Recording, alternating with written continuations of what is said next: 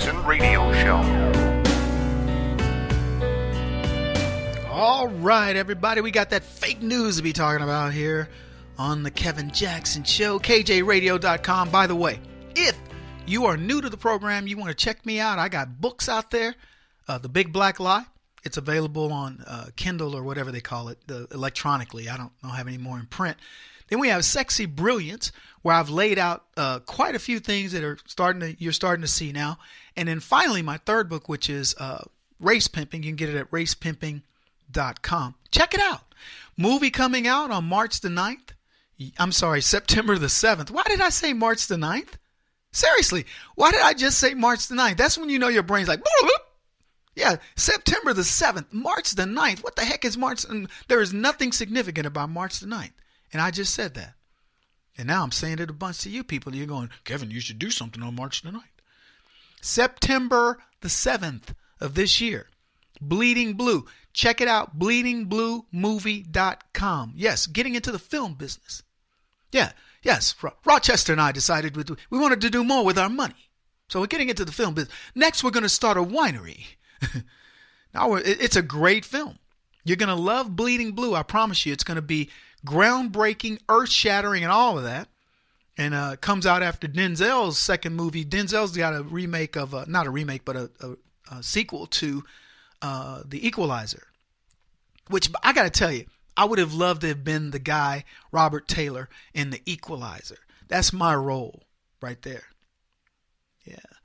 Anyway, I loved the first one, and I know the second one's going to be good. It opens up in August sometime. So hopefully I'm in the theaters at the same time as Denzel. Yeah. You take that, Denzel. Anyway, I'm glad you guys are here. So we've learned some news about Gina Haspel, who they said she was a waterboarding chick, right?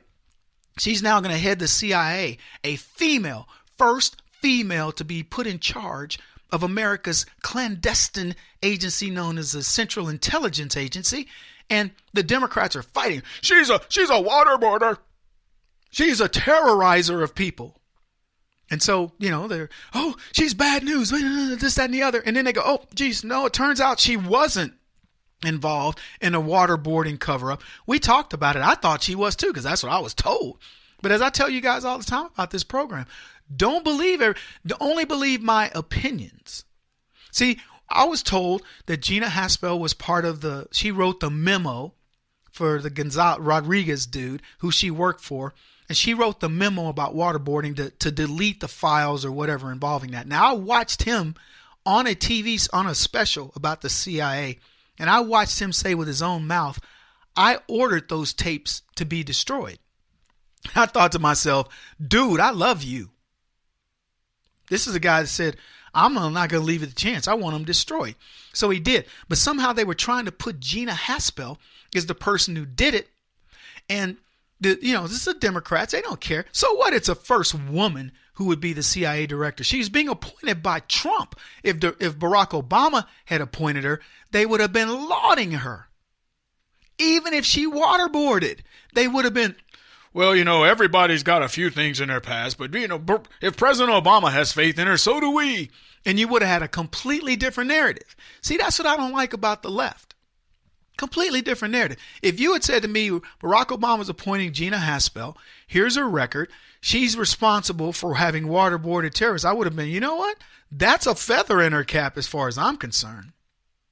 And I'm going to tell you right now, anybody in this country who will tell you that they're not willing to go to the nth degree to save lives in America, they're no good. They should not be in politics. And we've been told, we have to follow all these rules in the Geneva Convention. You're exactly right. We do. We should have some form of decorum, diplomacy in this respect with the rest of the world. The problem is we always follow the rules and the rest of the world doesn't. So here's the deal with Kevin Jackson. If everybody follows the rules, I'll follow the rules. If nobody's going to follow the rules, you can be doggone Skippy. I ain't going to follow them. And I'm going to tell you right now, waterboarding would look like us having steak tartare together compared to what I will do to you to save, number one, my family and friends, and certainly anybody in this country. Do you think waterboarding is bad? I will pull your fingernails out with pliers, with alligator pliers, and that'll just be us getting started. Don't talk to me about what I would be willing to do. And here's what I'm going to tell you right now. That's why I like Donald Trump. He's learned publicly what he should say, but he's already told us, torture? Are you kidding? Give me plausible deniability, and I don't give a crap what you do to somebody that saves American lives. You better know that's what Donald Trump thinks. But here's the bigger picture here of all this stuff we're talking about. They said Gina Haspel was part of this whole, waterboarding thing, when in fact she wasn't. She wasn't. It was BS, nonsense from the leftist media machine, fake news narratives. And so now what? Now what's your problem against Gina? Nothing. You can't believe these people. You can't believe. Well, I mean, come on. I feel like a broken record. You can't believe them. Let's talk about Peter Strzok and his FISA judge. I talked about it before. Newly discovered text messages reveal 2 key federal law enforcement officials conspired to meet with the FISC court judge who presided over the federal case against Michael Flynn.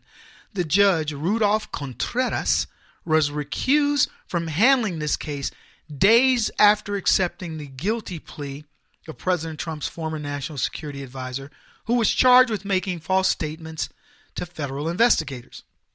Now, here's the text messages between Lisa Page and Peter Strzok. Page being a lawyer for the FBI, and Strzok, the senior FBI counterintelligence official who got kicked off of Mueller's special counsel team. And these were deliberately hidden from Congress. Multiple congressional investigators have admitted to this.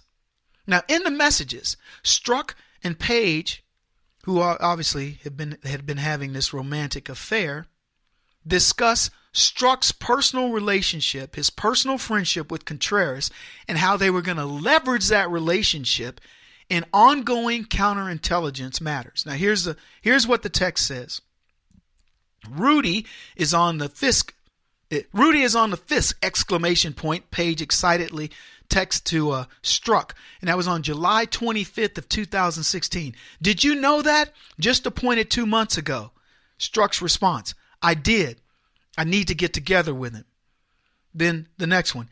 He said he'd gotten on a month or 2 ago at a graduation party we were both at. So Strzok knows that his buddy is on the FISC court.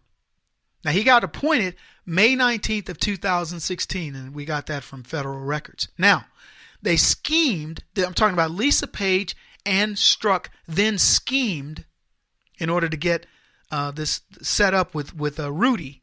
They schemed on the how to meet up with him. So they were going to set up a cocktail or a dinner party.